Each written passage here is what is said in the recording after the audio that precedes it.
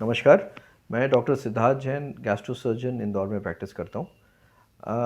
आज हमारा टॉपिक जो बात का वीडियो का है वो है अल्सरेटिव कोलाइटिस।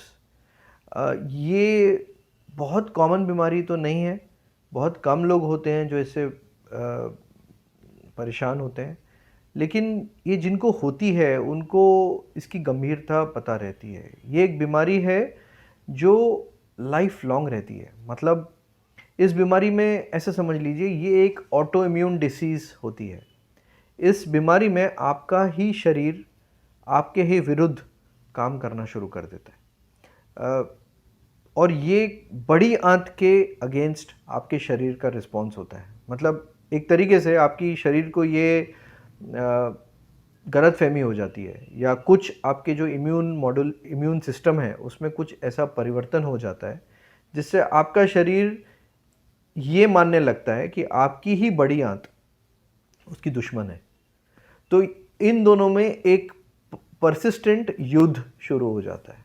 आपका शरीर आपकी बड़ी आंत के अगेंस्ट काम करने लग जाता है, तो आपकी बड़ी आंत में छाले, ब्लीडिंग, पस डिस्चार्ज, पेशेंट को पेट में दर्द होना, इस तरीके की बीमारियां शुरू हो जाती हैं।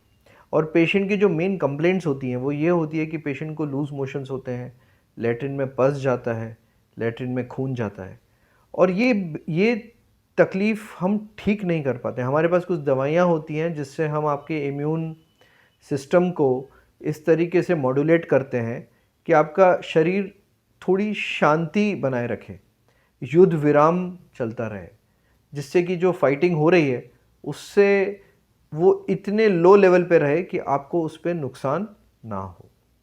अनफॉर्चुनेटली कुछ पेशेंट्स ऐसे होते हैं जो इसकी जो दवाइयाँ होती हैं या तो उनके कॉम्प्लिकेशंस की वजह से, या उनकी बीमारी ही ऐसी होती है जो दवाइयों से कंट्रोल करना नामुमकिन हो जाता है, या कुछ कॉम्प्लिकेशंस होते हैं इस बीमारी के जिसमें आपकी आंत फट जाती है या आंत में कुछ प्रॉब्लम आ जाती है, और लास्ट और सबसे सीरियस जो प्रॉब्लम होती है वो होता है आंतों का कैंसर। तो जिनको अल्सरेटिव कोलाइटिस होता है, जिनको 10 साल से अल्सरेटिव कोलाइटिस चलता आ रहा है, उन लोगों में कैंसर के चांसेस काफ़ी बढ़ जाते हैं। तो ऐसे पेशेंट्स में फिर हम सर्जरी करते हैं और आपकी पूरी बड़ी आंत निकाल दी जाती है। ये एक बहुत बड़ा ऑपरेशन होता है जो आपका सर्जन, आपके गैस्ट्रोएंटरोलॉजिस्ट आपस में बैठ के डिसाइड करते हैं कि किस पेशेंट को ये सर्जरी करानी चाहिए, किसको नहीं करानी चाहिए। और ये सर्जरी नॉर्मली पेट खोल के की जाती थी, लेकिन ये सर्जरी दूरबीन से भी की जाती है। दूरबीन से करने का सबसे बड़ा फ़ायदा यही है कि आप पूरी की पूरी बड़ी आंत निकाल लेते हैं और एक नया लैट्रिन का जो बड़ी आंत का रिजर्वायर होता है वो आप छोटी आंत से बनाते हैं, और जिससे पेशेंट एक नॉर्मल इंसान की तरह लैट्रिन करने की उसकी जो फ्रीक्वेंसी है, उसकी जो तकलीफ़ हो जाएगी बड़ी आंत निकाल के, वो आप कुछ हद तक कम कर देते हैं, जिसको बोला जाता है पाउच सर्जरी। तो ये हम लैप्रोस्कोपिकली करते हैं जो पेशेंट को बहुत फास्ट रिकवरी देता है। धन्यवाद।